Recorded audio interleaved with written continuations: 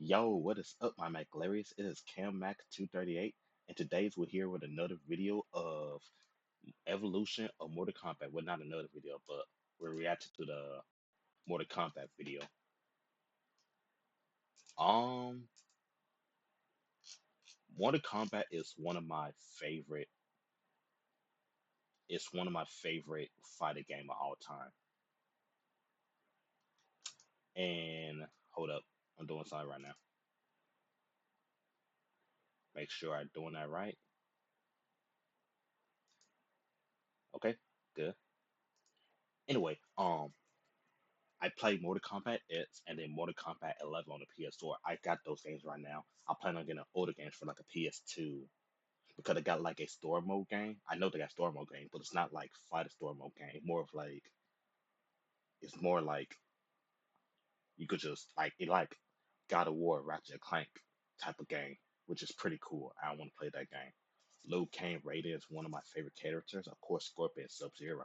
Bro, I forgot this Mortal Kombat 2 movie come out. I have not seen the first one. Carl Urban front, who played Billy from The Boys, is Johnny Cage. I gotta see how that goes. But yeah, we're gonna react to some Evolution Mortal Kombat. So let's go ahead and react to it right now. Street Fighter II dominated arcades until Mortal Kombat arrived in 1992 with digitized fighters and brutal fatalities. Oh, I do like Johnny Cage. It shocked players, Yeah, sparked huge controversies about game violence, and grew into a franchise worth more than $5 billion worldwide. Yes.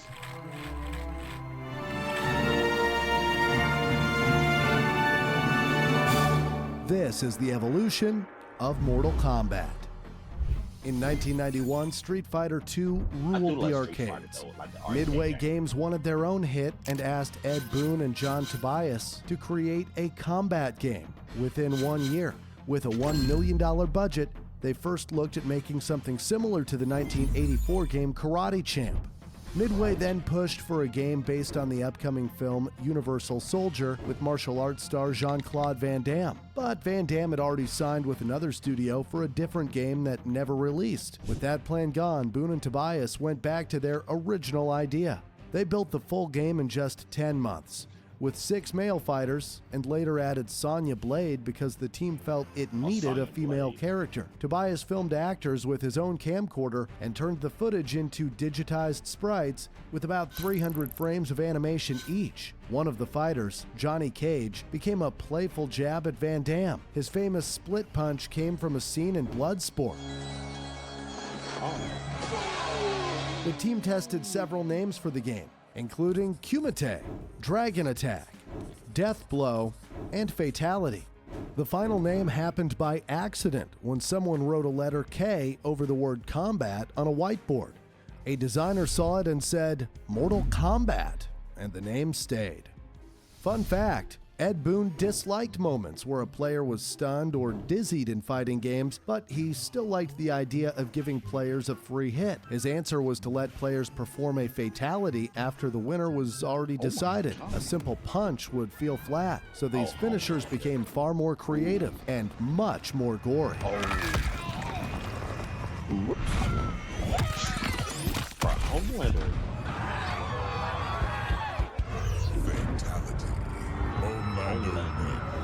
Flawless victory. Spy character, but yeah, he's so racist and an asshole. Mortal Kombat launched in arcades in October 1992 and grabbed gamers by the pockets. The game arrived with 7 playable fighters, including a Shaolin monk, a Hollywood action star, and the now iconic rival ninjas Sub-Zero and Scorpion. Goro served as the intimidating sub-boss, with Shang Tsung waiting at the end. Each character had their own moves and a unique fatality, but the real shock came from the violence. Players could tear out hearts, uppercut enemies into spikes, and decapitate opponents in blasts of pixelated blood. The level of graphic content was something players had never seen before in 1992. The reaction was explosive. Some loved the brutality. Others feared it was too extreme. Politicians and parents were outraged.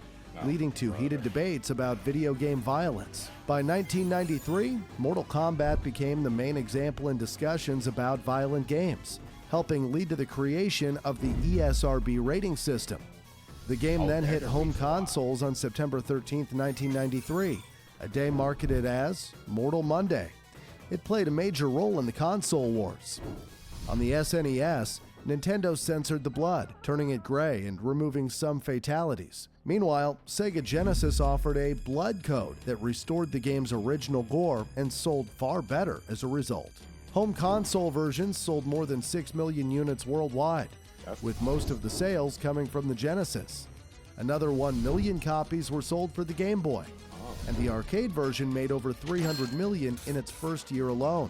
Since then, it has become a cultural phenomenon, inspiring movies, comics, card games, and even a touring martial arts stage show featuring Mortal Kombat characters. Fun fact: in the original Mortal Kombat, players could fight a hidden character named Reptile by performing a fatality on the pit stage. A shadow had to pass over the moon, and the player needed to take 0 damage in the match. Reptile later became a playable character in Mortal Kombat 2. 1 year after the original game shocked the world, Mortal Kombat 2 arrived in arcades in 1993.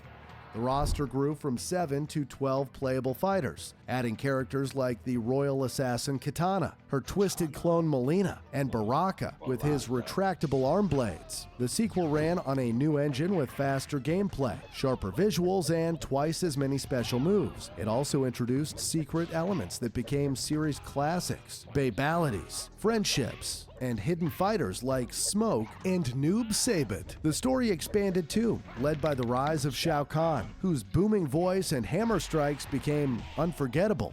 Mortal Kombat 2 exploded in popularity, earning more than 50 million in arcades within months.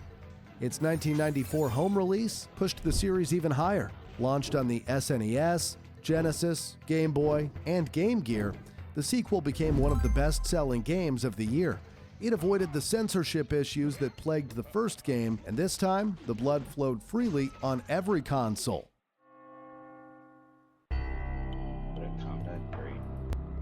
Released in April 1995, Mortal Kombat 3 pushed the series into a new age. The old temple arenas were gone. Instead, players fought through a modern world that had fallen under Shao Kahn's control. Mortal Kombat 3 used improved filming and sprite work, giving characters smoother movement and larger on-screen models. A new run button made fights faster and more aggressive. The game also added combat codes and hidden menus, letting players change match settings, character variants, and even unlock secret mini-games. For the first time, Mortal Kombat introduced chain combos, while new fighters included the resurrected Queen Sindel, the Shaman Nightwolf, and the cyber assassin Cyrax and Sector. Mortal Kombat 3 also added animalities, where a fighter changed into an animal for the final strike, and Mercy, which let players give their opponent a tiny bit of health before finishing the match. Some fans complained about missing favorites like Scorpion, Johnny Cage, and Raiden, but the overall reaction was strong. Critics praised the speed and intensity, and Mortal Kombat 3 ruled the arcades through 1995. It later sold millions on the SNES, Genesis, and PlayStation. Fun fact, Mortal Kombat reached far beyond gaming in 1995. The live-action movie earned over $120 million on a $20 million budget, beating the Street Fighter movie released 1 year earlier. Before 2000, the only video game movie that earned more than Mortal Kombat was Pokemon. Besides the main games, Ultimate Mortal Kombat 3 arrived in 1995. It was the first major update in the series, bringing back... Oh, yeah, I'm finna say, taking out Scorpion, Sub-Zero, and Johnny Cage was the biggest mistake they ever done, because they're one of the most popular fighters of all time in that game. Raiden and Liu Kang as well, but Scorpion, Sub-Zero, and Johnny Cage, you take bro, what were they thinking right there? Characters like Scorpion, Kitana, and Reptile, while making classic Sub-Zero and Ermac unlockable through the Ultimate Combat codes. It also added a 2-on-2 mode, a tougher master setting, and more balanced combos. 1 year later came Mortal Kombat Trilogy, a huge collection that combined fighters and stages from the first 3 games and introduced the aggressor meter. In 1997, Midway released the first of several bad spin-offs, Mortal Kombat Mythologies, Sub-Zero for Nintendo 64 and PlayStation. This was followed by Mortal Kombat Special Forces on PlayStation in 2000, and Mortal Kombat Shaolin Monks on PlayStation 2 and Xbox in 2005. More spin-offs, updated versions, mobile games, and collections would follow, but let's focus on the main games instead. Mortal Kombat 4. The last Mortal Kombat made for arcades was Mortal Kombat 4 in 1997, running on Midway's Zeus hardware. It dropped digitized actors and moved fully into 3D. The game's plot leaned heavily on cinematic storytelling, featuring pre-rendered 3D cutscenes for the first time in the series. Another first was the ability to draw weapons like maces, daggers, and hammers. These weapons could be thrown, stolen, or dropped mid-fight, adding a new layer of strategy. Stages were also more active, letting you send rivals off cliffs or into traps. And of course, the blood and gore were back. Fatalities were now in cinematic set pieces, heads crushed in real time, bodies impaled, and skulls shattered in 3D. As arcades faded, the game moved to Nintendo 64, PlayStation, PC, and Game Boy Color. Mortal Kombat Gold in 1999 added more fighters and sharper visuals. Mortal Kombat 4 was not as loved as the older games, but it kept the series alive during a major turning point in gaming history.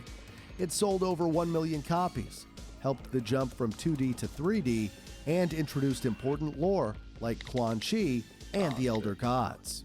Fun fact: the second live-action movie, Mortal Kombat Annihilation, came out in 1997. It followed the story of Mortal Kombat 3 and was so poorly received that the planned third movie was canceled.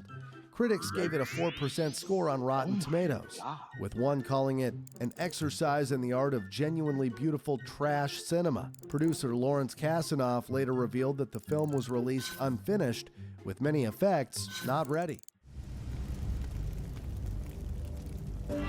2002 marked a fresh chapter with Mortal Kombat Deadly Alliance. With arcades gone, Ed Boon and the new Midway Chicago team rebuilt the series for home consoles like PlayStation 2, Xbox, and GameCube. A new 3D engine replaced the simpler mechanics of Mortal Kombat 4. Each fighter now used 3 distinct fighting styles. The roster expanded to 21 fighters, mixing returning icons with bold newcomers, such as Kenshi, a blind swordsman with a telekinetic blade, the drunken master Bo Rai Sho, and the vampire Nitara. Mortal Kombat Deadly Alliance also introduced Conquest Mode, a single-player path that taught moves and expanded the lore, and the Crypt, a giant vault where players spent in-game currency to open coffins packed with secrets, art, skins, and hidden fighters. Critics praised the reboot. Game Informer called it the most complete Mortal Kombat in years, and IGN said it was a rebirth worthy of its name. With more than 2 million sales, it delivered the comeback Mortal Kombat needed. Fun fact: the 5-year gap after Mortal Kombat 4 happened partly because co-creator John Tobias and several others left Midway during a low point for the series. The TV show Mortal Kombat Conquest was canceled in 1999. Mortal Kombat Special Forces was widely disliked, and Mortal Kombat Advance was a disaster. Ed Boon stayed, regrouped, and pushed for Mortal Kombat Deadly Alliance, which ended up reviving the franchise. Go down this right here. Deception. Released in October 2004, Mortal Kombat Deception continued the story after Deadly Alliance. Fights landed on PlayStation 2 and Xbox, and for the first time the series stepped into online multiplayer. Well, except for GameCube players who had to stay offline. Stage fatalities returned after being missing in Deadly Alliance. For the first time in the series, Mortal Kombat offered an open-world experience. Conquest Mode let players travel through all 6 realms, train with masters like Bo Rai Cho and Scorpion, and uncover side missions and hidden lore. Mortal Kombat Deception also added mini-games such as Chess Combat, a strategy mode where fighters act as pieces, and Puzzle Combat, a playful twist on Tetris with classic characters. I don't know how to play chess. The game earned strong reviews and huge sales. It won several Fighting Game of the Year awards and became Midway's fastest-selling title, shipping 1 million units in its first week.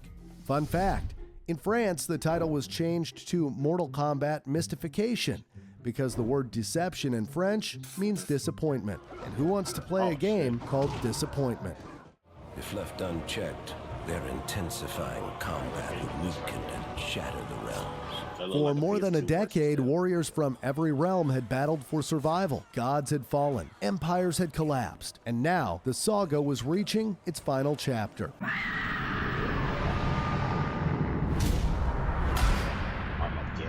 Released in October 2006 for PlayStation 2, Xbox, and later Nintendo Wii, Mortal Kombat Armageddon was designed as the grand conclusion to the storyline that began in 1992. It came with a massive roster of more than 60 fighters, every character from the series so far. Armageddon felt like a tribute to 15 years of history, myth, and brutal fights. Players could even build their own fighter with the Create a Fighter system and design their own fatalities, adding a personal twist to the chaos. And interestingly, Armageddon introduced Motor Combat, a Mario Kart-style racing mode with tiny versions of Scorpion, Melina, and Sub-Zero speeding toward fatality-style finish lines. Many fans viewed Armageddon as a fitting farewell. Mortal Kombat Armageddon sold over 1.8 million copies and marked the end of the franchise's original timeline. Fun fact, or actually this is more of a terrible fact. On November 22nd, 1997, in South Norwalk, Connecticut, 13-year-old Noah Wilson was stabbed in the chest and killed by another teen. His mother sued Midway, saying the attacker copied a Cyrax move from Mortal Kombat, but the case was dismissed. Oh my God, I did not know that. Holy shit. Yikes. And the case was dismissed too? What? Damn. But anyway, the first game, this is the first Mortal Kombat game that I ever heard of. Mortal Kombat versus DC Universe. When my mom ex-boyfriend got this game on my PS3 console, he got it for himself. I like, yo, the game was good because it got like Batman. I know Batman, Superman, other people like that, but I don't know any Mortal Kombat characters. This is part of my childhood. This is nostalgia.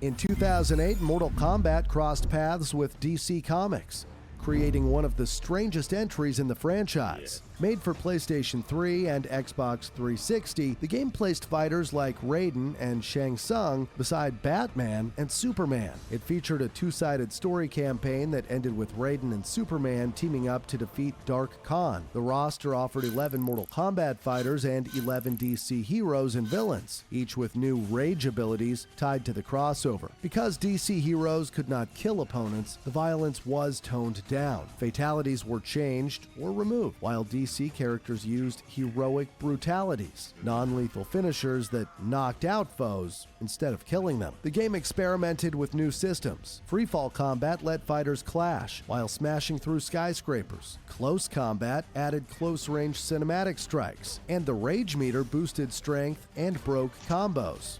Reviews were mixed, with a Metacritic score of 72. Many fans felt Mortal Kombat had softened too much, but it still sold more than 2 million copies and became a commercial success. After Mortal Kombat vs. DC Universe, Midway went bankrupt in 2009. Warner Brothers bought the studio in 2010, renamed it NetherRealm Studios, and began a new chapter for the series. The team later used ideas from this crossover to help shape Injustice: Gods Among Us. In 2011, NetherRealm Studios rebooted the series with Mortal Kombat for PlayStation 3, Xbox 360, and later PC. Story mode put players in the middle of a large war, switching fighters chapter by chapter. With more than 4 hours of voiced cutscenes, it felt like an interactive movie. Gameplay returned to a 2D plane as a nod to the arcade classics, but the reboot added major new features. X-ray attacks showed internal damage from heavy hits, and fatalities were more brutal and creative than ever. The roster featured 27 core fighters, including new additions like Cyber Sub-Zero and Kratos as a PlayStation exclusive. The game was praised as the perfect mix of old and new, earning an impressive 86 on Metacritic. IGN said, "Mortal Kombat is back, and it has never looked better," while Game Informer called it the finest fighting game reboot ever made. Mortal Kombat sold more than 5 million copies and won awards like Best Fighting Game at E3 and the Spike Video Game Awards. Fun fact, the reboot also brought back controversy. It was banned in South Korea for violent content and banned in Australia until an R18+ rating arrived in 2013. Germany also placed it on a list of media harmful to young people and blocked public advertising. Mortal Kombat 10 arrived in April 2015 on PlayStation 4, Xbox One, and PC, built on Unreal Engine 3, with sharp next-gen visuals. It was darker, faster, and more cinematic than any Mortal Kombat before it. The game featured 33 fighters across all versions, including DLC, and each character had 3 variations that changed their moves and playstyle. Online play was a major focus. Players could join one of 5 global factions and earn points and rewards in weekly challenges. Mortal Kombat 10 became one of the most played fighting games of its generation, selling more than 11 million copies and building a strong competitive scene.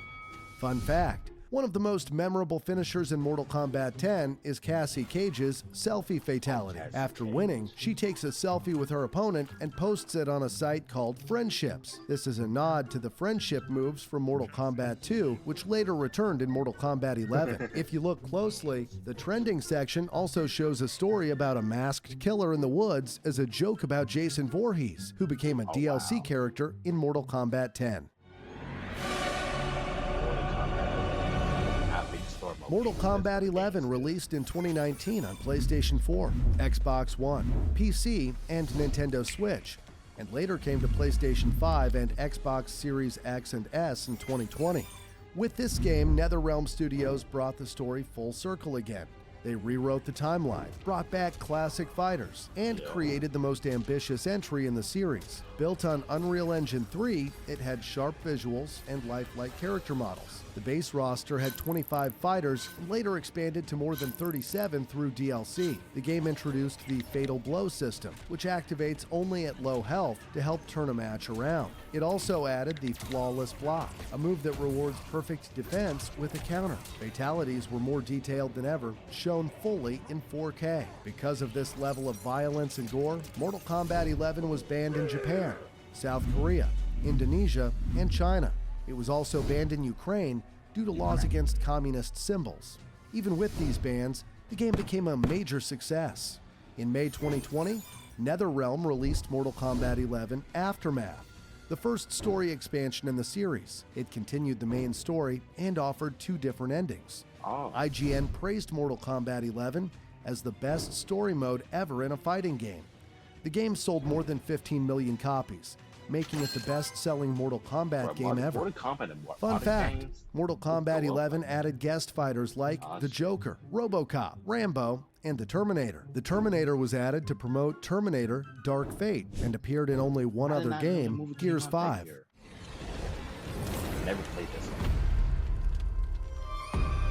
The game is my 2023 right now. With Mortal Kombat 1, released in 2023, the universe was reborn. Set in a brand new timeline, it marked the series' jump into full next-gen gaming. Built on Unreal Engine 4, it released on PlayStation 5, Xbox Series X and S, Nintendo Switch, and PC. The story mode has 15 chapters with full motion capture, strong visuals, and smooth transitions between gameplay and cutscenes. The game launched with 23 fighters, each redesigned and revoiced for this new era. A major change is the new cameo system, which lets you call in a partner for combos, counters, and even shared fatalities. Other new features include reworked air combos and juggling, smooth cinematic transitions at 60 frames per second, and fatal blows that use both the main fighter and their cameo partner. Mortal Kombat 1 launched to strong reviews and huge hype. Many praised the smooth combat and how bold the story reboot is. It quickly became one of 2023's best-selling games, opening at number 1 in both the US and the UK. It sold more than 3 million copies in its first month, and now has passed 6.2 million, making it the best-selling fighting game of this generation, ahead of Street Fighter 6 and Tekken 8. Fun fact, Mortal Kombat also found recent success in theaters, bringing the game's brutal fatalities to the big screen. The 2021 movie made $84 million on an estimated budget of $55 million. It became HBO Max's biggest film launch, and now its sequel is coming in 2026 with the cast returning, Carl Urban as Johnny Cage, and a third movie already in the works. Since 1992, Mortal Kombat has shocked, inspired, and pushed gaming forward with its brutal style and iconic fatalities. More than 100 million copies later, it stands as the best-selling fighting game franchise in the world. Hope you enjoyed the evolution of Mortal Kombat, and subscribe for more weekly evolutions. Fatality. Holy shit. Fatality? Everybody dying there. Oh my god. Well, that's the evolution of Mortal Kombat. I do like that fight. I do like the Mortal Kombat. Mortal Kombat is such a good fighter game. And I cannot wait to play the older games soon. What the outro should be? How the outro? How could I do this outro? I know.